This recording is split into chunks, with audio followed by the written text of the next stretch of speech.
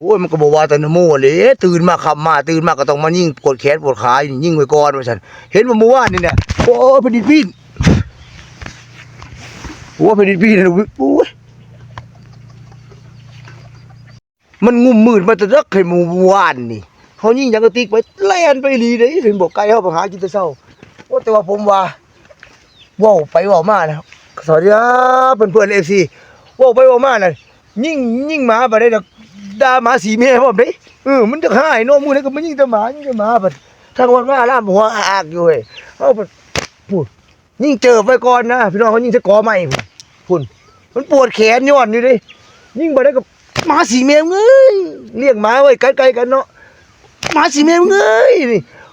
เด็กน้อยมันยิ่งมันด่าหมาแบบนี้หมาสีแม่เอ้ยหมาสีแม่เอ้ยเดี๋ยวผมก็จนจะเอาหมาสีแม่นำพุ่นเด้เพราะว่ามันอยากมันโพดเนาะมันบ่ไหวเลยซ้ำเลี้ยงหมาให้คนด่า